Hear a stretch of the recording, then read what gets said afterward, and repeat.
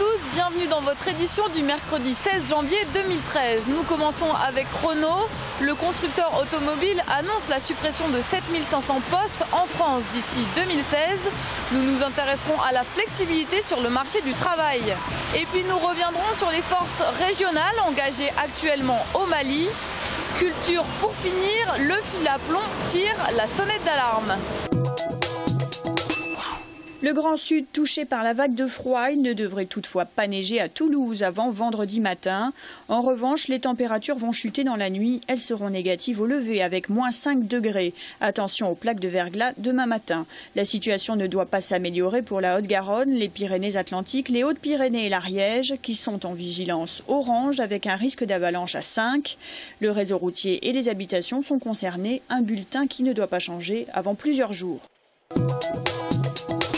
Nous, on est à la rue, voilà, on n'a plus de bâtiment. Ce matin, nouvelle expulsion d'un bâtiment occupé par le CREA. Cette expulsion qui s'est déroulée faubourg Bonnefoy est la 5e de ce type depuis le début de l'hiver. 25 personnes se sont retrouvées à la rue. L'occasion de faire un bilan sur les enjeux et la lutte du collectif pour la réquisition, l'entraide et l'autogestion face au pouvoir public.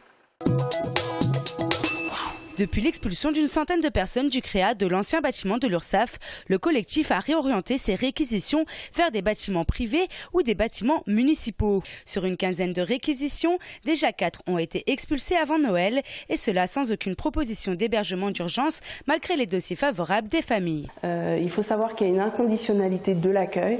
Donc une personne qui fait la demande d'un centre d'hébergement ou d'une place de mise à l'abri au 115 se voit orientée vers des chambres d'hôtel. C'est parfois la solution que nous proposons, vers des centres d'hébergement dont la capacité a été encore une fois augmentée pour la période hivernale. Et nous travaillons à la pérennisation de certaines de ces places avec les associations et les collectivités territoriales. Étant donné que le CREA n'est pas une association mais un collectif autogéré, la préfecture a du mal à travailler en proximité avec le CREA. En effet, selon ce dernier, les demandes de rendez-vous avec le service de la cohésion sociale sont restées sans réponse. De nombreuses familles n'ont donc pas été prises en charge. C'est le cas de 49 personnes, dont 17 enfants, expulsés le 3 janvier dernier d'un bâtiment au minime. On a des droits d'hébergement favorables et pour moi depuis presque 1 an.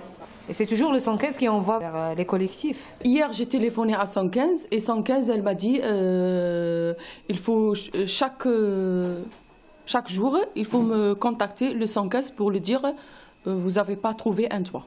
Les familles logées dans 4 autres bâtiments du CREA risquent à ce jour une expulsion imminente. Et parmi elles, seuls les bâtiments d'un immeuble appartenant à la mairie devraient bénéficier d'un relogement avant toute expulsion. Pour la propriétaire d'un lieu squatté par 3 familles, le problème est bien plus complexe. Cet immeuble a été squatté par des membres du CREA, qui est une organisation dont je cautionne tout à fait l'idéal qui est de donner un logement à chacun, mais dont je ne cautionne absolument pas les moyens employés qui sont une prise d'otage d'un immeuble de particulier pour régler ses comptes avec les pouvoirs publics, qui les ont expulsés du squat de Mouille et qui n'a pas assumé ses responsabilités à mon humble avis. Effectivement, dans les régions Île-de-France et Rhône-Alpes, la réquisition d'État mise en place difficilement par la ministre du Logement existe déjà. À Toulouse, c'est encore loin d'être le cas. Dans le cadre de l'intervention militaire française au Mali, près de 200 soldats appartenant à 3 régiments de la 11e brigade parachutiste de Toulouse sont arrivés le 14 janvier au soir à Bamako, la capitale malienne. Ces parachutistes appartiennent au 1er RHP de Tarbes, régiment équipé de blindés rapides et légers, au 3e RPIMA de Carcassonne, entraîné pour mener des combats sur les arrières et sécuriser l'évacuation de populations civiles, et au 17e RGP de Montauban, spécialisé dans le combat en zone urbaine et les opérations de déminage et de dépollution. Ces militaires sont d'ores et déjà sur le terrain et selon l'amiral Guillot, chef d'état-major des armées, des combats directs sont à prévoir dans les heures qui viennent entre soldats français et rebelles. D'après un sondage de l'Institut BVA réalisé pour le quotidien Le Parisien, 75% des Français soutiennent l'intervention militaire au Mali. Le Premier ministre Jean-Marc Ayrault a rendu hier un hommage national au lieutenant Damien Boiteux, première victime parmi les militaires français engagés au Mali.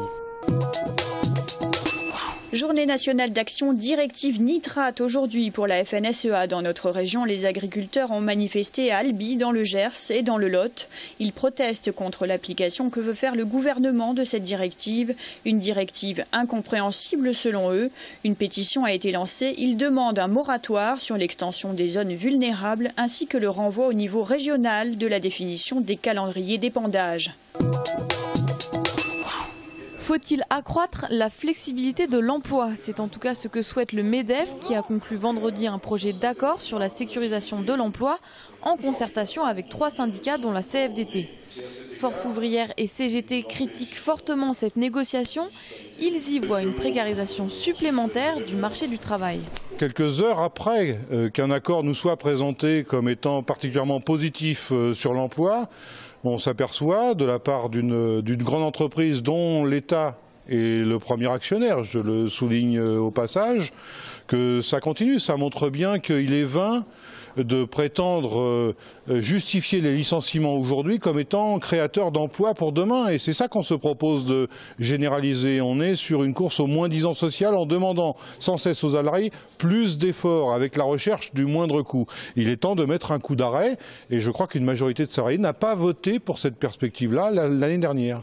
Le MEDEF, quant à lui, ne cache pas la morosité économique actuelle et parle d'une modernisation des contrats de travail, notamment en ce qui concerne les CDD et les CDI. Il y a une incitation positive aux entreprises qui embaucheront des jeunes de moins de 26 ans en contrat à durée indéterminée. À ce moment-là, il y a une incitation. Et de l'autre côté, pour à peu près les mêmes valeurs, il y aura une pénalisation pour les gens qui font des CDD de courte durée, c'est-à-dire des CDD de moins d'1 mois ou de moins de 3 mois, globalement c'est ça qu'il faut retenir, pour éviter qu'on fasse des CDD en rafale et qu'on essaye plutôt de faciliter l'arrivée en CDI dans l'entreprise. Cet accord est l'aboutissement de 3 mois de discussion entre le MEDEF et les partenaires sociaux. Les syndicats rappellent qu'en période de fort chômage, les rapports de force dans les négociations sont souvent plus favorables aux employeurs. Réforme du permis de conduire, le SNIC AFO appelait aujourd'hui à la grève des inspecteurs. Ils dénoncent un manque de moyens qui les empêche de mener leur mission à bien.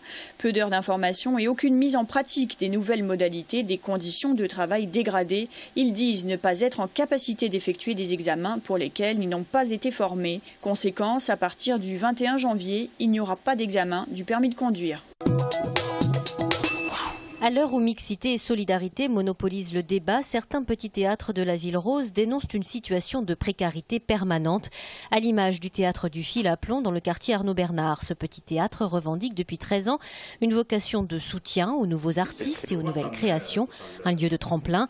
Alors le mois dernier, dans un courrier adressé à la ministre de la Culture, l'un des fondateurs du théâtre ouvre une réflexion. Qu'une toute petite partie de ce qui est accordé aux scènes nationales soit redistribuée à des petits lieux comme le nôtre. Ça nous permet de soutenir encore plus les compagnies locales. Au niveau de la création d'emplois, de pouvoir consolider les emplois directs, c'est-à-dire dans le lieu. Mais quand je dis ça, je ne parle pas que du Fil à Plomb, je parle vraiment de plein de petits lieux qui sont dans la même situation.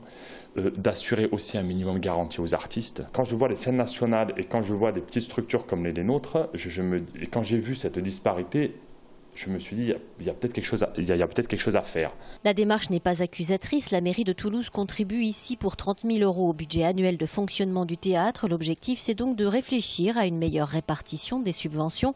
Pourquoi pas alors 1 à 2% du budget des grosses structures ou des scènes nationales pour aider les plus petites. Badreddine Reguieg a conscience qu'il est peut-être un doux utopiste, mais il rappelle que les grands auteurs et les grands comédiens se sont d'abord fait connaître dans des lieux confidentiels.